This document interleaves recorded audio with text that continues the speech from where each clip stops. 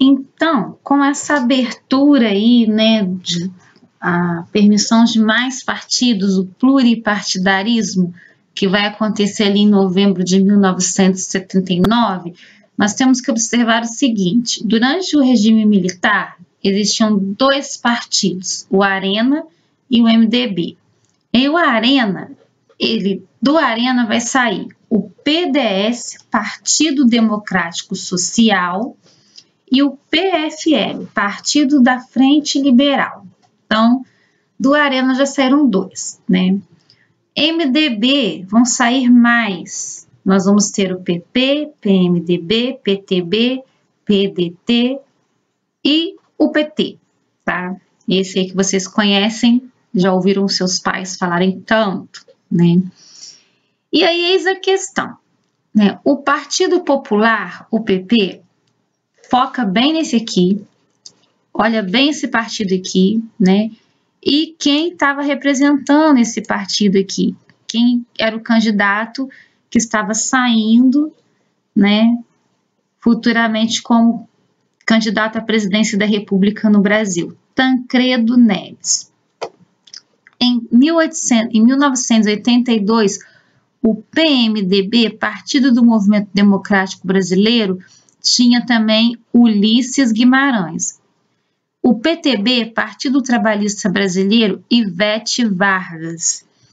E o PDT, Partido Democrático Trabalhista, Leonel Brizola. Então, nós vamos ter Tancredo Neves, Ulisses Guimarães, Ivete Vargas, Leonel Brizola e Ulisses Guimarães, como eu já falei. Em 1980, o Partido dos Trabalhadores que estava ali, né, começando, ele era formado por sindicatos paulistas. E aí a grande voz desse partido, né, o grande líder desse partido que vai começar, a grande liderança que vai começar a sua carreira política aqui no Partido dos Trabalhadores, em forma de sindicatos, é o nosso antigo e ex-presidente Luiz Inácio Lula da Silva. E aí o Lula, ele vai estar lutando aqui, né, junto aos trabalhadores, aos sindicalistas, e aí nós vamos passar por um momento de muitas greves, né, muitas manifestações de greve, agitação popular, nesse período aqui. Então, do MDB vai sair esses partidos, eu quero que vocês prestem atenção no nome Tancredo Neves e aqui também no Partido dos Trabalhadores, tá? Formado por sindicatos paulistas, principalmente ali na região do ABC paulista. E aí, nós vamos tentar entender agora o que estava acontecendo no Brasil durante essa agitação, já que nós estamos em plena agitação política, temos um militar, não podemos esquecer que nós ainda temos o Figueiredo na presidência. Ele ainda não terminou o seu mandato, tá? Ele ainda era o presidente em vigor no Brasil. Enquanto isso tudo aqui estava acontecendo. Tudo isso acontecendo e Figueiredo lá governando. E aí nós vamos entrar nas greves e as diretas já. Em 1983, a emenda Dante de Oliveira vai fazer o quê? Colocar em vigor as eleições diretas para presidente. E aí São Paulo faz por diretas o maior comício do país. Então, várias manchetes saem nos jornais sobre as diretas já. Em abril de 1984, no Vale do Anhangabaú, no centro de São Paulo, 1.300.000 pessoas, 1.500.000 pessoas, segundo a Polícia Militar, né, estavam presentes aqui nessas manifestações, né? Exigimos diretas já. E diretas já foi um movimento muito, assim, que marcou uma presença muito grande, porque não se falava em outra coisa, era na TV, era na rádio, a internet ainda não tinha chegado, já estava no Brasil, mas nós não tínhamos o acesso como nós temos hoje, né? Então, o maior veículo de comunicação era a TV, e nós, assim, eu, quando criança, ouvia muito esse direto aí já, e não entendia, porque era muito novinha, não sabia nem do que se tratava, né? E hoje eu entendo perfeitamente o que foi esse movimento. Era um movimento para que o povo brasileiro votasse para presidente, né? E aí, na época da abertura política, ocorreram muitas greves de trabalhadores. Lembra que eu falei lá do Partido dos Trabalhadores, sindicalistas, liderados pelo Lula, no comecinho ali da sua carreira? Então, essas greves, principalmente na região do ABC Paulista. Muitos operários liderados pelo metalúrgico Luiz Inácio Lula da Silva, né, o Luiz Inácio da Silva, mais conhecido atualmente como Lula, reivindicavam a princípio maiores salários. Ao longo do tempo, e suas lutas se ampliaram e eles passaram a exigir a garantia de emprego, o pagamento de comissões e maiores liberdades democráticas. Então, em 1979, aproximadamente 3,2 milhões de trabalhadores realizaram paralisações no país, incentivando a mobilização popular e a busca pela democracia. Assim, no início dos anos 80, lá em 1980, a população brasileira iniciou manifestações pelo direito ao voto direto para escolher o presidente. Esse movimento ficou conhecido como que ficou? Diretas Já, entre 1983 e 1984. Diversas manifestações ocorreram em todo o Brasil.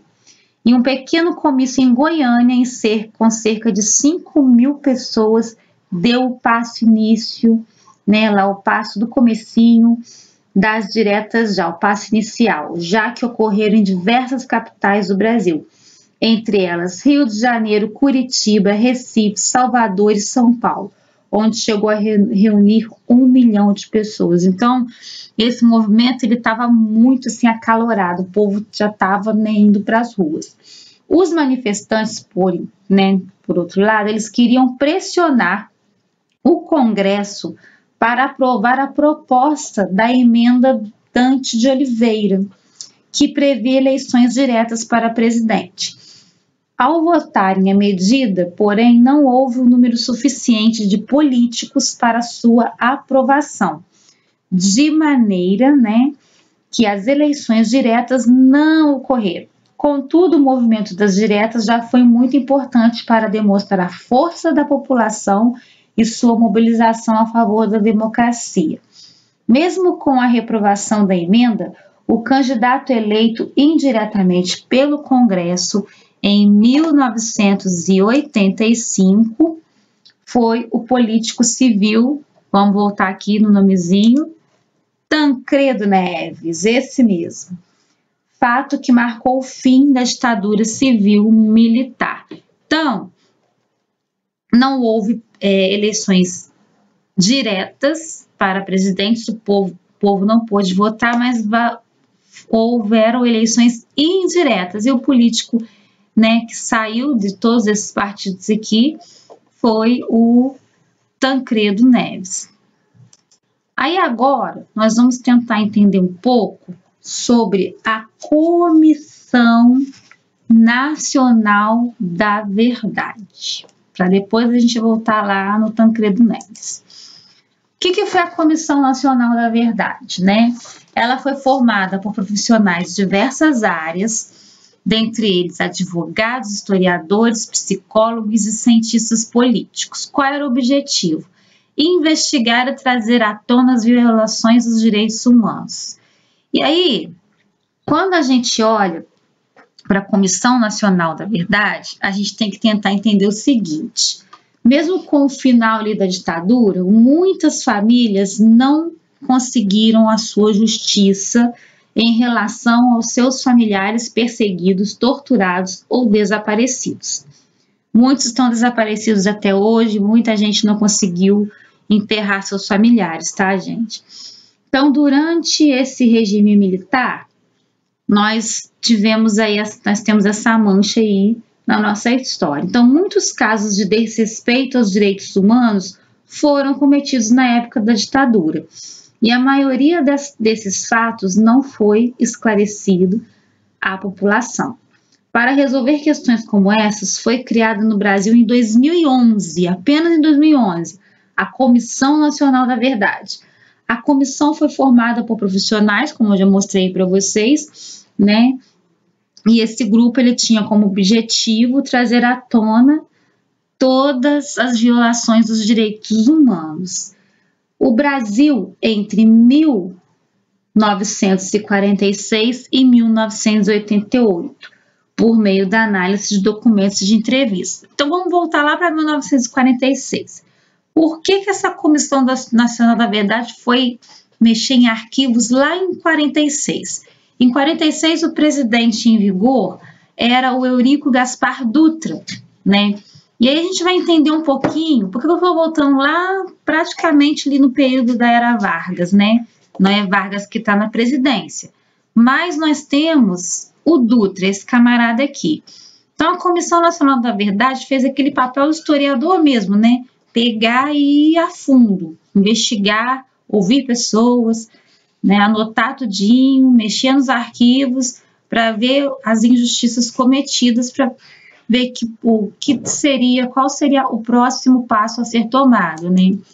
Então, vamos lá, governo Dutra foi de 46 a 50. E aí, ele era conservador na política e liberal na economia.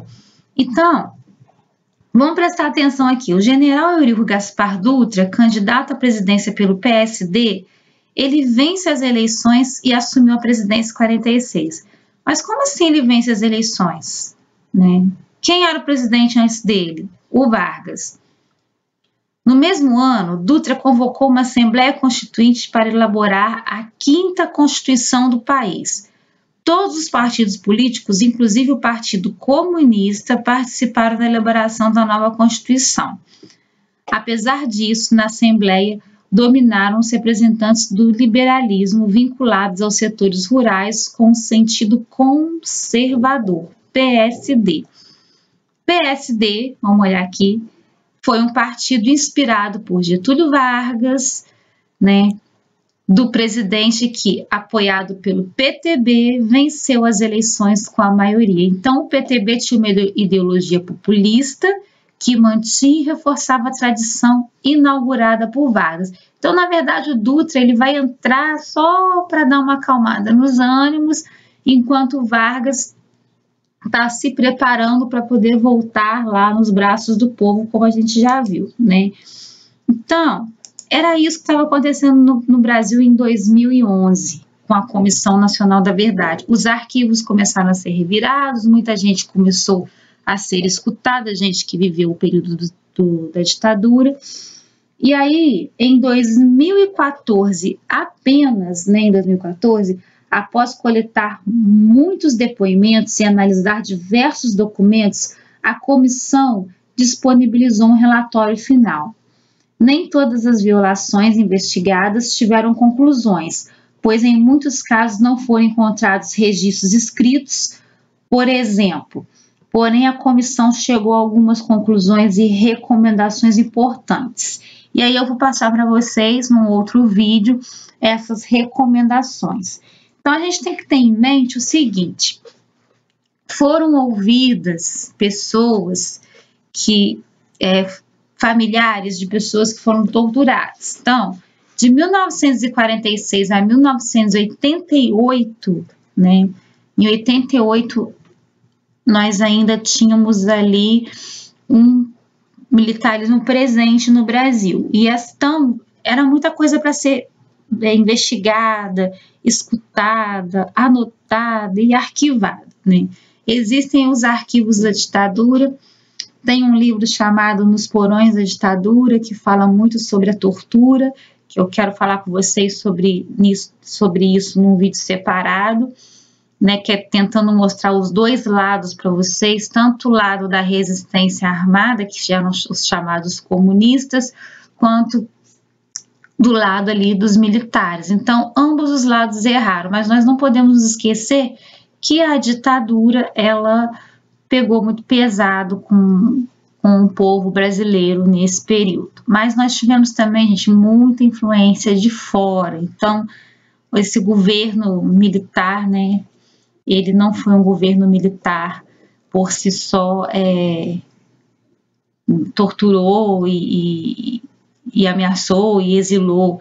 também tivemos algumas coisas positivas, eu mostrei na aula passada, né, como, né, o crescimento em algumas áreas, né, mas que também acabou, né, dando uma minguada, porque o tal milagre econômico não durou muito tempo, não. Na verdade, o Brasil ele sempre teve problemas muito sérios com relação à política, economia, né, e até mesmo a nossa sociedade. Eu vou encerrar este vídeo agora e nós vamos continuar num próximo, tá bom? Então, foco aí nas aulas, dúvidas, pergunte aqui na plataforma que eu estarei à total disposição para ajudá-los, ok? Pode mandar também no privado, se não quiser colocar as dúvidas ali no mural ou dentro da pasta atividades, pode mandar no privado, que eu sempre dou um jeitinho de responder. Tá legal? Então, foco aí nas aulas e nas atividades que estão por vir.